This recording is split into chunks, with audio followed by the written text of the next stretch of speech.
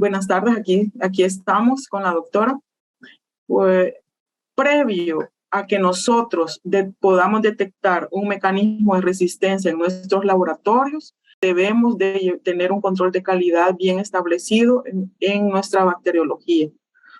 Entonces, lo primero que vamos a ver, como les dije, el control de calidad, los mecanismos de acción de los antibióticos, la resistencia bacteriana y cómo lo detectamos en nuestros laboratorios. La siguiente, por favor. Ya sabemos que en nuestros laboratorios el control de calidad es un proceso sistemático y continuo dentro de los laboratorios y esto nos permitirá de manera simultánea monitorear. La siguiente, por favor.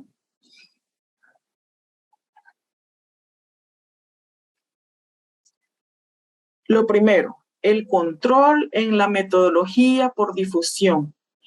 La regla de oro en todo el mundo, que es el Kirby-Bauer. En todos los laboratorios, aunque nosotros tengamos la mejor de las tecnologías, no debemos olvidarnos de nuestro Müller y de nuestro disco, porque ellos nos ayudan a detectar, a hacer pruebas de detección de mecanismos de resistencia. Así. ¿Qué es lo que vamos a controlar? Vamos a controlar los discos, vamos a controlar la profundidad del agar, vamos a controlar la cantidad de cationes que tiene el Müller recién preparado. Y teniendo todo controlado, ya somos capaces de poder detectar los mecanismos de resistencia. Hoy en día, esta metodología lo hacen los laboratorios que no tienen automatización. Lleva mucho margen de error si nosotros no instalamos bien nuestros controles de calidad internos. La siguiente. ¿Qué vamos a controlar? Lo primero, la temperatura en la que vamos a incubar las placas con el antibiograma. En la CLSI, por cada microorganismo, nos dice la temperatura a incubar, la atmósfera a incubar. No es lo mismo que incubemos un aerobio a que incubemos una bacteria fastidiosa que requiere atmósfera de CO2. Tenemos que controlar, como les dije anteriormente, la profundidad del lagar. Nunca vamos a medir esa profundidad afuera de la placa, sino que la profundidad se mide en los 4 cuadrantes para ver si esta placa tiene los 4 milímetros que son reglamentarios para poder hacer un antibiograma. El tiempo de incubación. Cuando nosotros hacemos un antibiograma, un ejemplo, enterococo, no estamos hablando ahorita de gram positivos, pero les quiero poner el ejemplo. Enterococo con la vancomicina, tenemos que revisar la CLSI y la indicación que la vancomicina debe de leerse a las 24 horas de incubación. No antes, no a las 18, porque todos dicen 18-24 horas. La vancomicina sí es mandatorio que nosotros midamos ese halo a las 24 horas. La siguiente, por favor. Pero ¿cómo vamos a llevar nuestros controles de calidad? Tenemos que tener en nuestros laboratorios mínimo 5 cepas ATCC para poder controlar discos, para poder controlar el disco de nitrocefin, que es lo que nos sirve para hacer las pruebas de beta-lactamasa en fastidiosos y gram positivos. Debemos de tener nuestras cepas ATCC para hacer nuestro control del reactivo con el que realizamos la tinción de gram. Debemos de hacer las 30 láminas el día último o 2 días previo a que finalice el mes. Tenemos que hacer 30 láminas, una con gram positivo, otra con gram negativo, para que cada día nosotros probemos nuestro colorante para que durante el día estemos seguros de que si nos va a decir gram positivo, si lo que vamos a observar es gram positivo o gram negativo, sea real, no. Y llevar registro es importante de los controles que se hacen. También con el enterococo fecalis ATCC 29212 podemos hacer la prueba de timina, la cantidad de timina y timidina del Müller-Hinton. También con la Escherichia coli 35218 podemos medir o probar los discos que tienen inhibidores de beta-lactamasa. ¿Cuáles son estos? Amoxicilina más ácido clavulánico, ampicilina sulbactam, piperacilina tazobactam, ticarcilina clavulónico. Esa cepa nos va a servir para probar si este disco la carga la tiene bien o la carga se le va cayendo. Y si nosotros queremos hacer pruebas de discos para probar la presencia de beta-lactamasa, tenemos nuestra Klebsiella pneumoniae ATCC 700-603. En nuestros laboratorios, yo sé que en la red del MinSal y Seguro Social tenemos resguardadas estas cepas. Y estas cepas debemos de tener nuestra cepa de trabajo cada semana que se va a sembrar a partir de la cepa de reserva. A veces es difícil comprender esto de la de reserva, de la de trabajo, pero con nuestro trabajo diario lo podemos comprender. Entonces, debemos de tener estas cepas porque sin estas cepas nuestro control de calidad interno no puede ser. En todos los laboratorios de la bacteriología debemos de tener estas cepas. La siguiente, por favor. ¿Cómo sabemos si el antibiótico está funcionando bien y su carga no se le ha caído? Ahí tenemos del documento CLSI, ahí están los rangos aceptables, el nombre del antibiótico, la carga del antibiótico y están los microorganismos con las cepas ATCC y los rangos aceptables para probar nuestro disco. La siguiente. También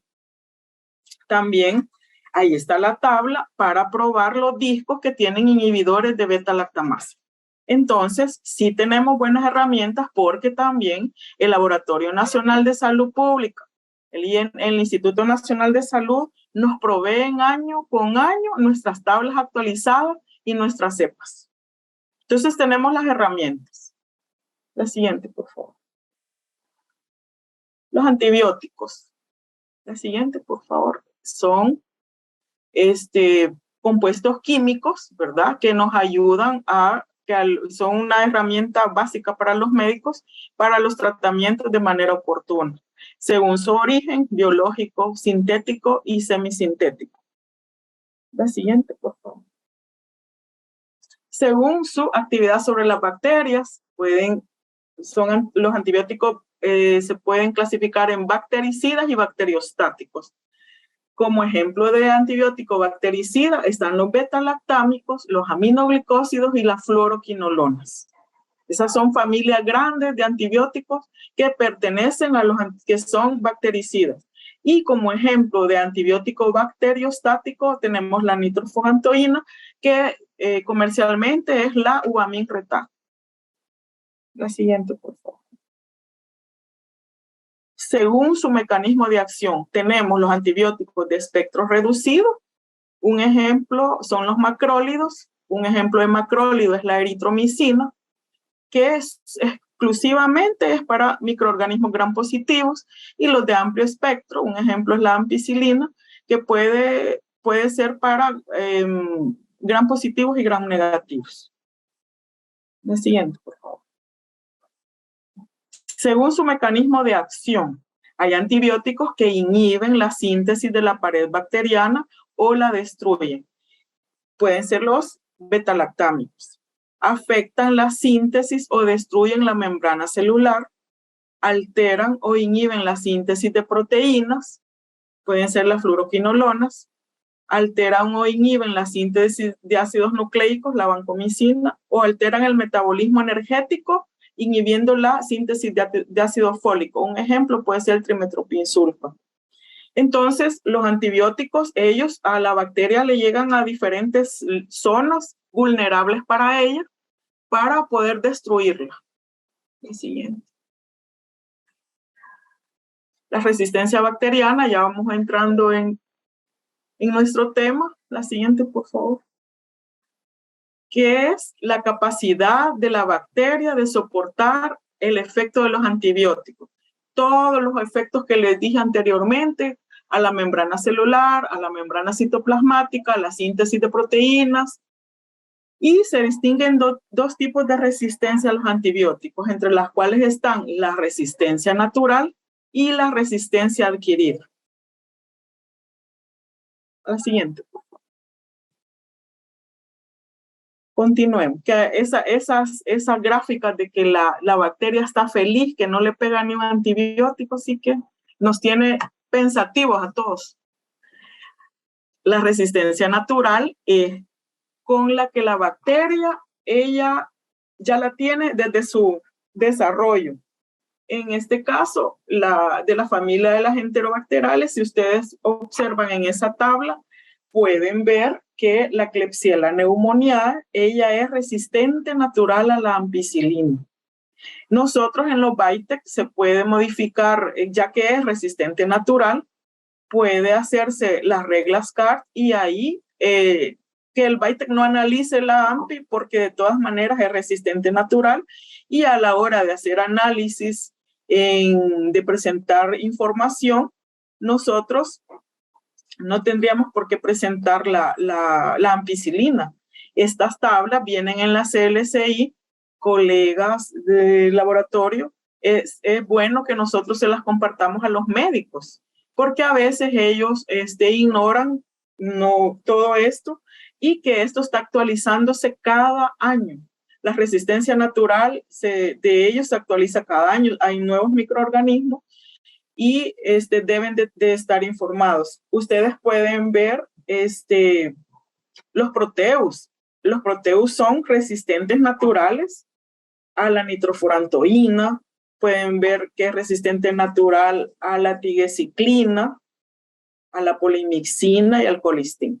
Entonces es importante que podamos compartir con los médicos. Yo los invito a que tengamos una buena comunicación con ellos, porque no nos aislemos, sino que busquemos, los insistamos, les llamémosles, digámosle, doctor, mire, la paciente de la cama tal le ha salido esto, y si no le quiere contestar, usted sígale llamando, que al final ahí van a llegar a buscar.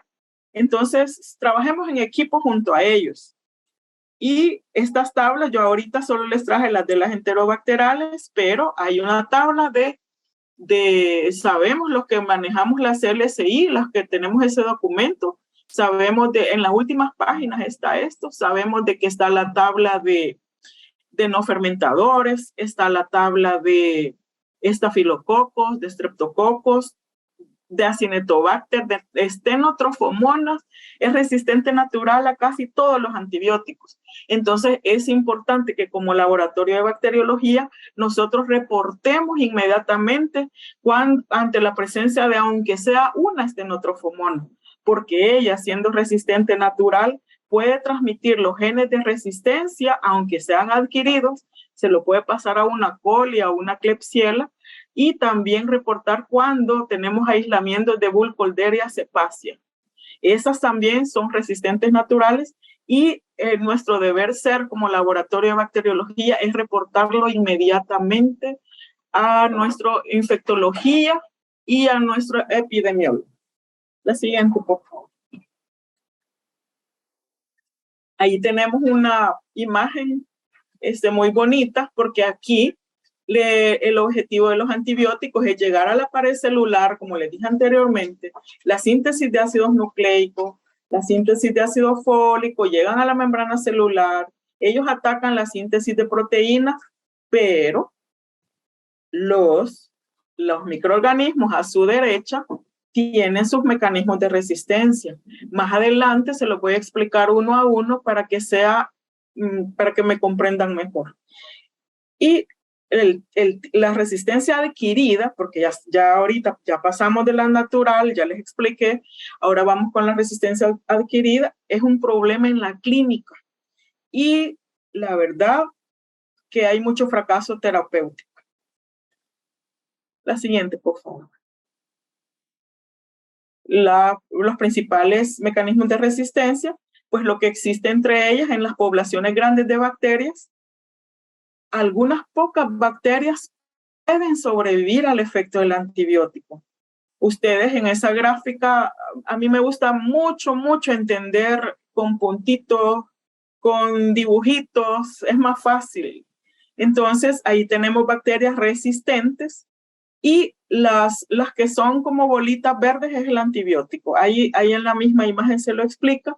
Entonces, el antibiótico llegó, destruyó la bacteria, pero sobrevivieron las más fuertes, sobrevivieron al efecto antibiótico. La siguiente. Ahora bien, los mecanismos de resistencia adquirida, ahí podemos, les puedo mencionar la mutación, la destrucción o inactivación, el eflujo y la impermeabilidad.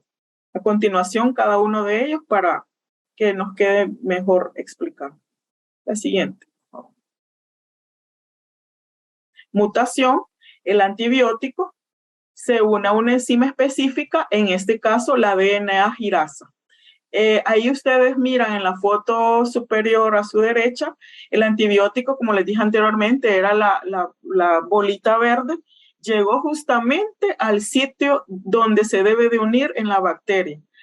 El objetivo es destruir el DNA, ¿verdad? Porque destruyéndolo la bacteria ya no se puede multiplicar, pero la bacteria modifica el sitio de unión y el antibiótico no llegó a su sitio de unión y el objetivo de él no se logró, que era destruir, llegar justamente a la DNA girasa. Esa es la mutación. El antibiótico, la bacteria cambia su sitio de unión para que el antibiótico no logre su objetivo. La siguiente. La inactivación enzimática es bastante frecuente porque es relacionado con la producción de enzimas. Un ejemplo, la beta-lactamasa. Ciertas bacterias producen enzimas que neutralizan el antibiótico o sus efectos.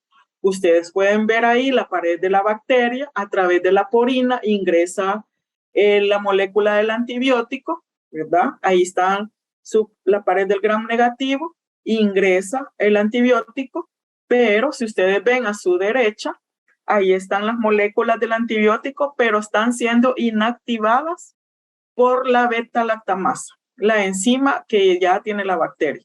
Entonces, no logró el antibiótico cumplir su función, sino que es inactivada antes de que llegue a su sitio de unión.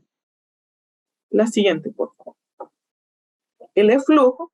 Aquí las moléculas de antibióticos son exportadas activamente fuera de la célula. Si ustedes observan, entre el antibiótico siempre es representado por esas bolitas verdes, entra a través de las porinas, pero la bacteria ya desarrolla una bomba de flujo y la exporta activamente. O sea, el antibiótico entra y como dicen, te vas. O sea, entra, sale. Y eso es lo eterno. O sea, está la bomba de flujo, está la beta-lactamasa, está la modificación del sitio de unión. Entonces, si ustedes pueden ver, esta es una lucha eterna y constante entre antibiótico y bacteria. La siguiente, por favor.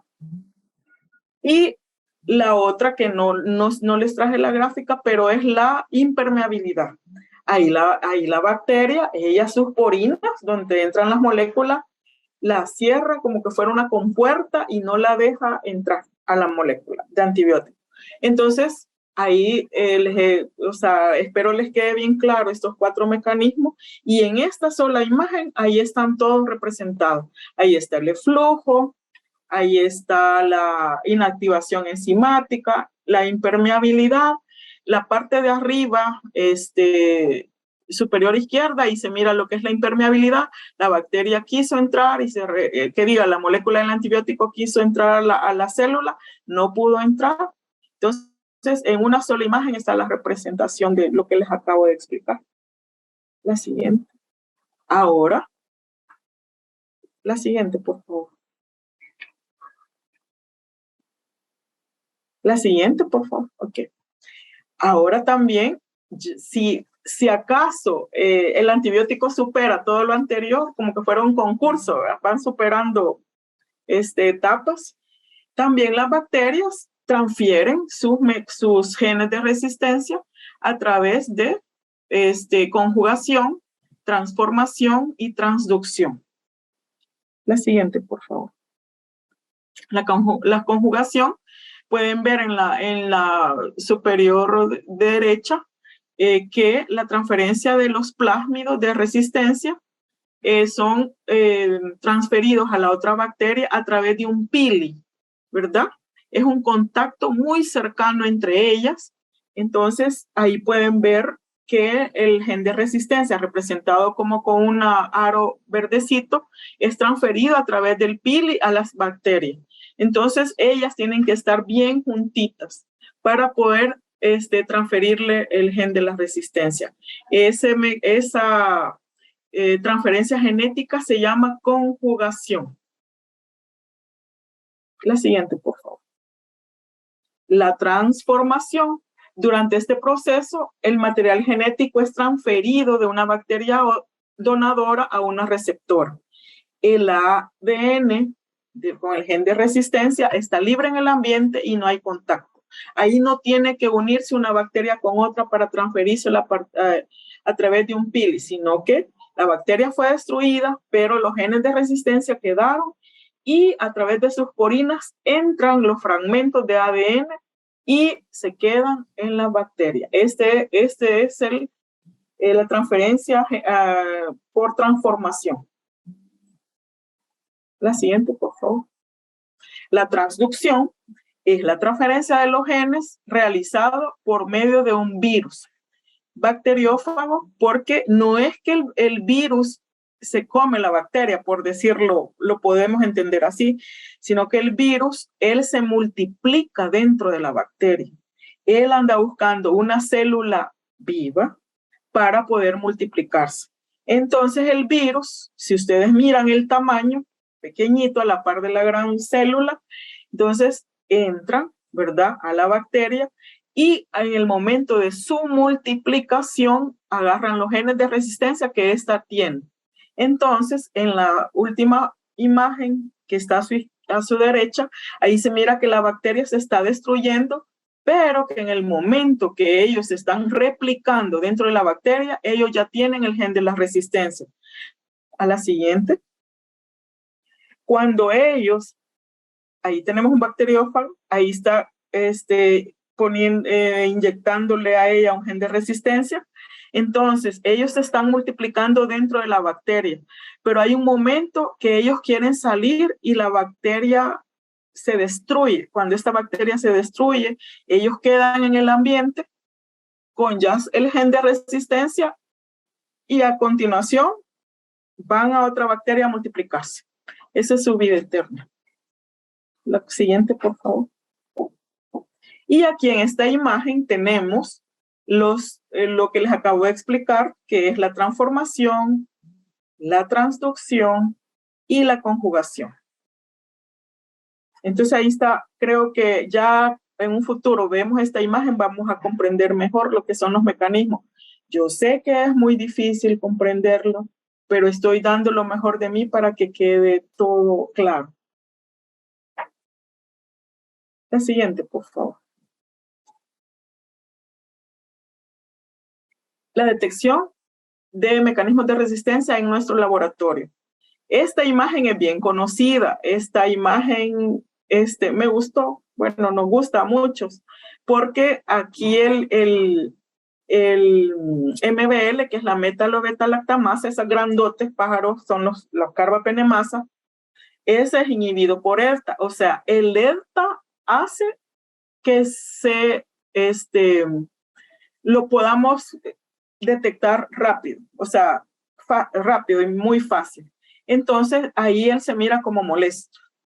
El siguiente, que es la carbapenemasa, ¿verdad? Tipo KPC, es inhibida por ácido borónico. También a través del ácido borónico nosotros lo podemos detectar, pero la oxacilinasa, que es otra carbapenemasa, no lo inhibe ni el ERTA ni el borónico.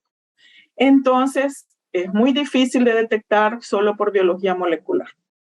Y a la par de estos tres, la verdad que el BLE es un pajarito a la par de esos que nos están atacando y a todos los hospitales. La siguiente, por favor. Una beta-lactamasa, ya entrando más en materia, es una enzima producida por algunas bacterias y es la responsable de la inactivación de los antibióticos beta-lactámicos, como las penicilinas, cefalosporinas, monobactámicos y carbapenémicos. Todos ellos son antibióticos beta-lactámicos. Todos tienen un elemento común, y el elemento común es el anillo beta-lactámico.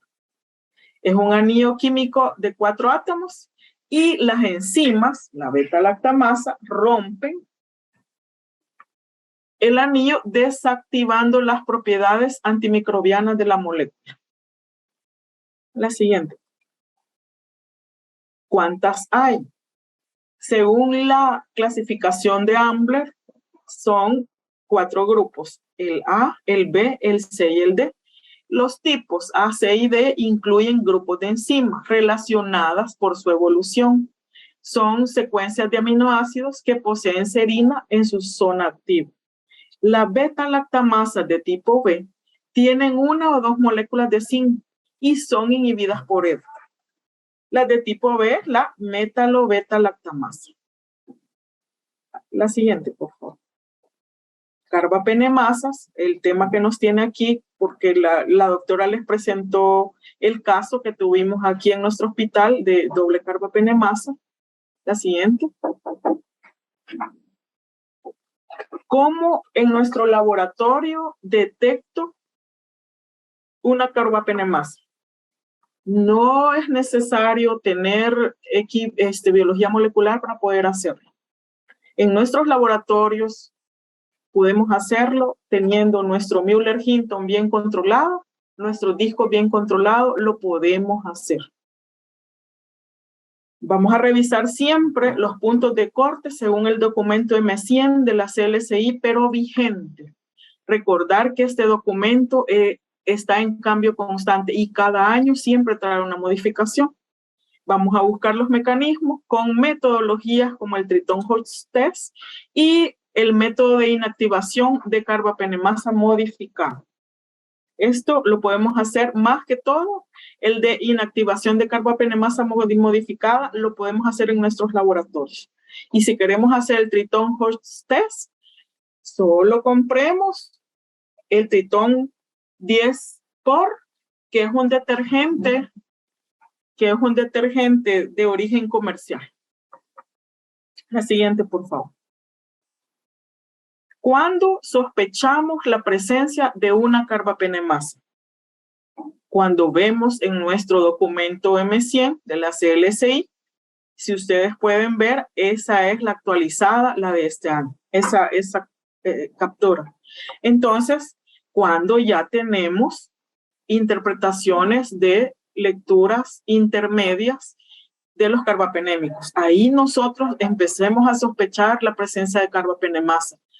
Y cuando nosotros vemos un antibiograma así, tenemos que hacerle las pruebas de confirmación si la enzima carbapenemasa existe. Esto, recordemos de que tenemos nuestro Laboratorio Nacional de Salud Pública, que él es un laboratorio de vigilancia, nosotros somos el diagnóstico. Entonces debemos de hacer estas pruebas para poder decirle al médico, como les digo, desde el inicio les digo e insisto, si tenemos nuestros controles de calidad interno bien instalados, de discos, de medios, de todo, con tranquilidad podemos hacer la detección de carbapenemasa. Todo registrado. Entonces, ante ya unas lecturas de intermedio con los carbapenémicos, tenemos que sospechar de carbapenemasa, de la presencia de carbapenemasa, y debemos hacer las pruebas para confirmar. La siguiente, por favor. Vamos a buscar vamos a hacer la búsqueda de la resistencia. Podemos hacerlo, lo primero, hacer la prueba del M5. Luego, si tenemos al alcance nuestros discos de EDTA y ácido borónico, podemos hacer la búsqueda para poder identificar qué tipo de carbapenemasa tenemos en nuestro hospital. La siguiente, por favor. Una de las metodologías es el test de Triton-Hodge. Permite la detección mejorada de tipos de carbapenemasa como NDM y demás carbapenemasas de importancia clínica, como lo son la KPC, otras MBLs y el tipo OXA.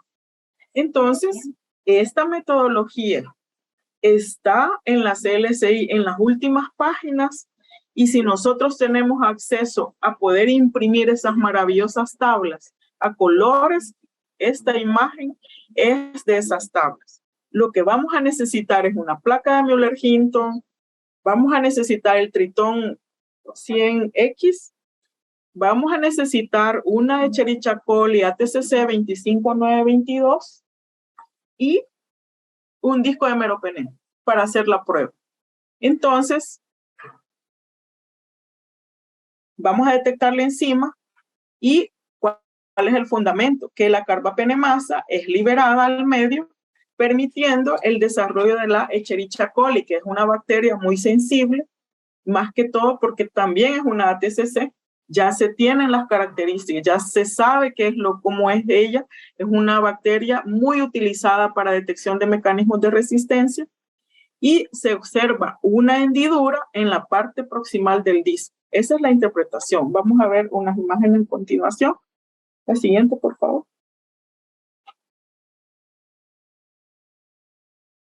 Ahí tenemos unas pruebas de Triton Horse Test positivas, ¿verdad? Entonces, en la parte derecha son 4 pacientes diferentes con una sola placa, un solo disco, con la Escherichia coli ATCC 25922. Podemos hasta detectar 4 carbapenemasas en una sola placa. La siguiente.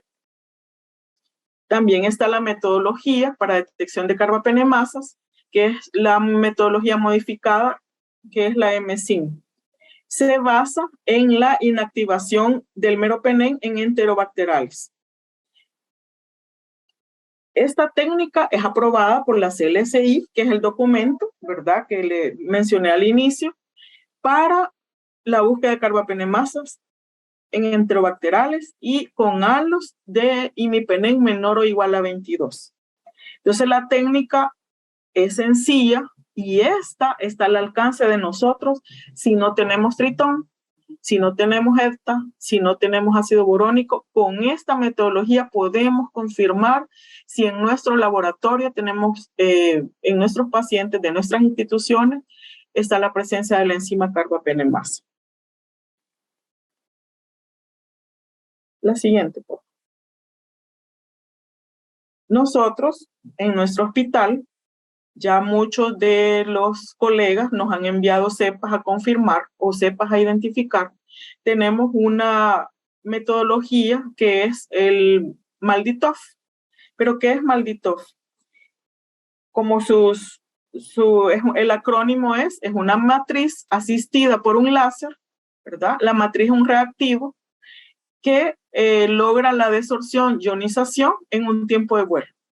Entonces, esa lámina, ese slide, como le llaman en todos los insumos que el equipo requiere, es del tamaño de una lámina donde nosotros hacemos nuestras tinciones. Esos pocitos, por cada pocito es un microorganismo de un paciente. Como ustedes pueden ver, en una sola slide se pueden identificar hasta 48 pacientes. La siguiente. ¿Y en cuánto tiempo identifica los microorganismos? Lo identifica una lámina con 48 muestras, la puede identificar en 15 a 20 minutos. Entonces, esto es importante mencionarlo, pero muchos podemos decir, ¿pero y de qué me sirve a mí si no tiene el antibiograma? Sirve mucho, especialmente si nosotros como bacteriologías leemos los lineamientos técnicos para la contención de la resistencia, en el cual nosotros como bacteriología somos la unidad primaria generadora de datos, que el deber ser es enviar los primeros 5 días del mes los porcentajes de resistencia y sensibilidad a infectología, epidemiología, a nuestros jefes inmediatos, para que ellos estén enterados de cómo está el comportamiento de la resistencia.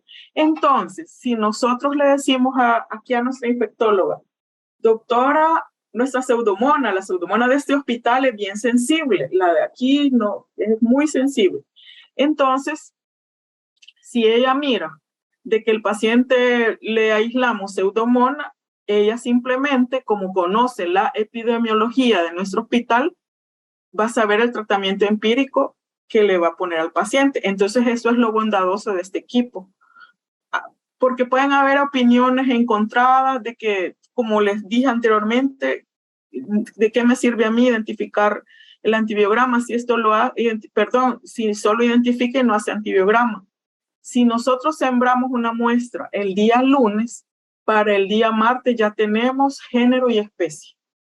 No tenemos que esperar al día miércoles para tener género y especie.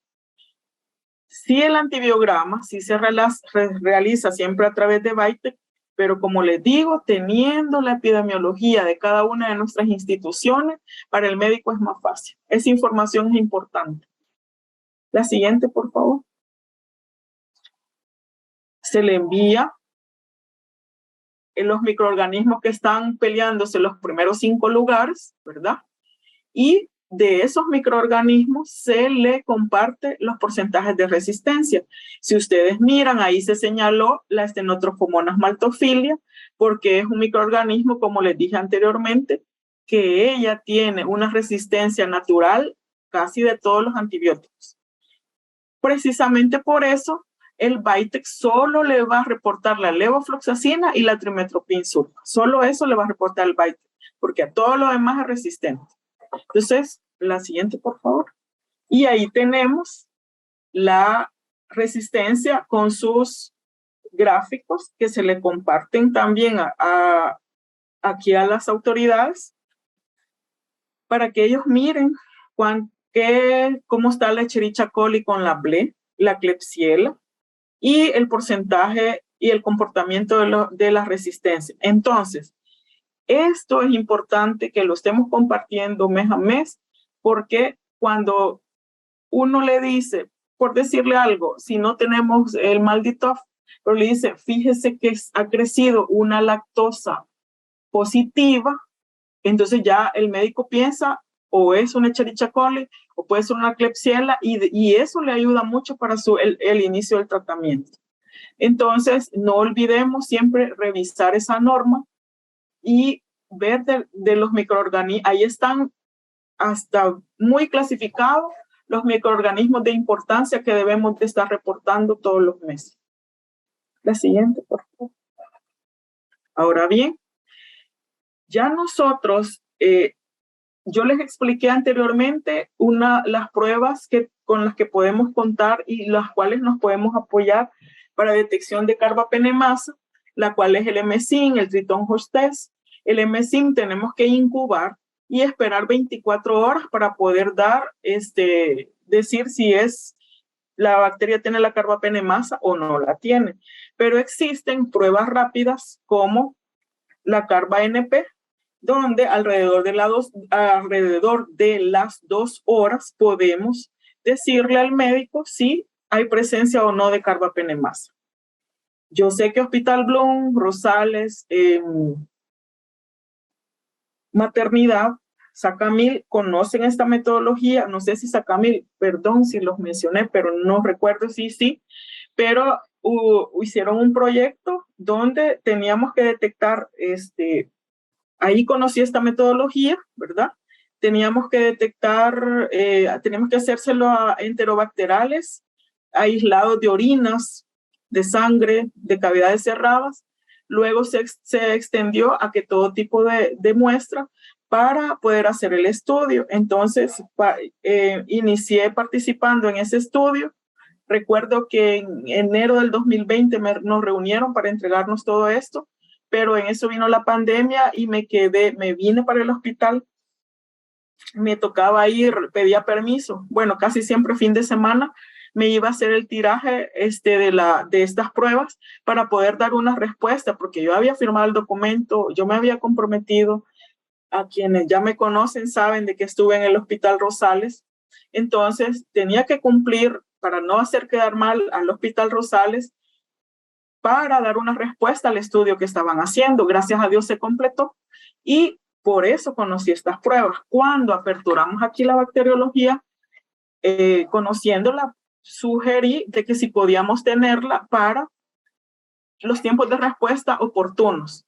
Porque si tenemos una bacteria de una UCI, un Acinetobacter, hacerle esta prueba y decirle a los médicos, es un Acinetobacter baumannii con carbapenemasa positiva, porque hay resistencia por impermeabilidad o en flujo, pero hay resistencia por la presencia de enzima. Entonces, a veces, si ustedes observan en el BITEC, le ponen carbapenemasa o impermeabilidad o de flujo. Entonces, hay que hacer la confirmación.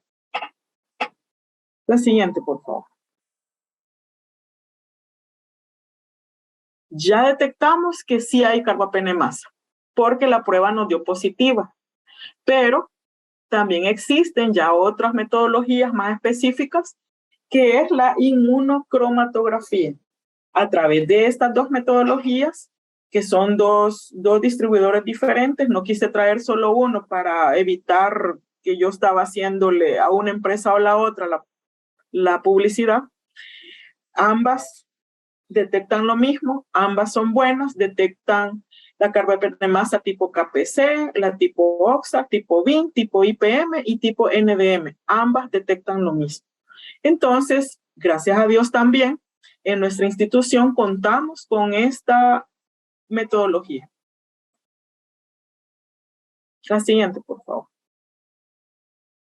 También la biología molecular, que es un sistema, ¿verdad?, de PCR multiplex certificada por FDA, que integra la preparación, amplificación, detección y análisis de muestras.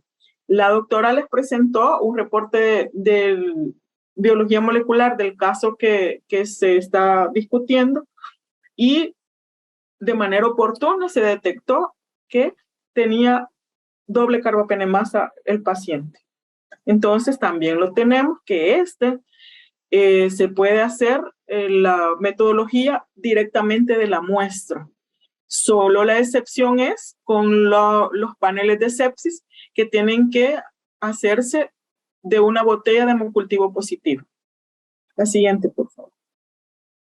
Ahí tenemos, ¿verdad?, lo que ella mencionó, la detección de la carbapenemasa en mayo de este año.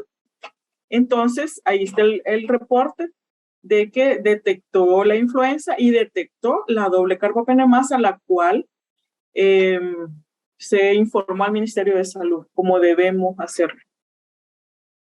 La siguiente. Ahora bien, en octubre del año pasado, la OPS puso esa alerta por la presencia de dobles carbapenemasa. Y era que por la pandemia, como lo dijo la doctora, el uso indiscriminado de antibióticos permitió de que los pacientes, aparte de adquirir o carbapenemasa o ese mecanismo de resistencia, también doble carbapenemasa. Entonces, nosotros como trabajadores de salud debemos de reportar cuando las detectemos. La siguiente, entonces, el caso que la doctora les mencionó, sí se le hizo las pruebas. Ustedes pueden ver que aunque tengamos las pruebas rápidas, se hizo de manera manual también, no por desconfianza las pruebas que tenemos, sino que también para enseñarles a los colegas aquí en el hospital la manera como también se pueden detectar. Ahí pueden ver, de la misma cepa se hizo el tritón y ven que dio positivo, y también se le puso el disco de tiácido borónico, y como no, esta es una carbapenemasa positiva tipo oxacilinasa, porque no fue inhibido ni por ETA ni por borónico. Y el carba 5 sí dio el control, como pueden ver, pero no detectó la oxacilinasa. ¿Por qué? Porque la oxacilinasa la oxacilinasa que detecta el carba 5 es la oxa 48. Entonces, lo más seguro es que este paciente tenía otro tipo de oxacilinasa. ¿A qué sigue, por favor? Ahí tenemos Si ustedes miran en la sinergia que se produce en la placa que está a su derecha, ahí está el EDTA, que hizo sinergia con los carbapenémicos, y ahí sí podemos estar seguros de que es una metalo-beta-lactamasa, lo cual fue confirmado con el carbazin, que ahí detectó la NDM y también el Triton Hodge. La que sigue, por favor. Les voy a dejar a la doctora. Esta ha sido mi intervención, ¿verdad? Espero que les haya quedado claro, que no tengamos miedo al tema de la resistencia bacteriana. Miren, cuando uno lo entiende, uno le agarra el sabor a esto. Quiere leer y entender mucho más al respecto. Estoy a sus órdenes para cualquier consulta. Espero que les haya quedado bien claro. Hemos puesto todo nuestro empeño.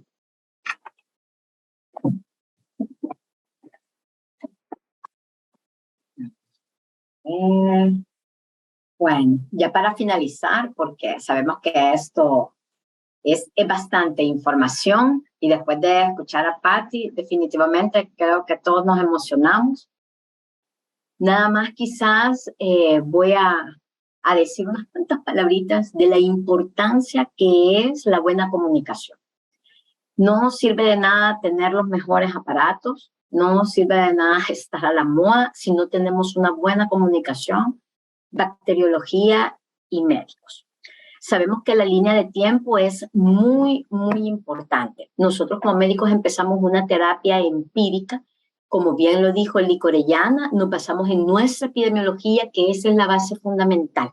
Conocer la resistencia de cada microbiota hospitalaria, porque cada hospital es diferente.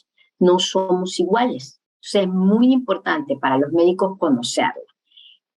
En esta gráfica, nada más mostrarles el tiempo que nos podemos tomar en cuanto a los hemocultivos, donde necesitamos que haya un crecimiento. Con suerte podemos tener un crecimiento en 4 o 6 horas de algunas salmonelas, pero no en todas las bacterias.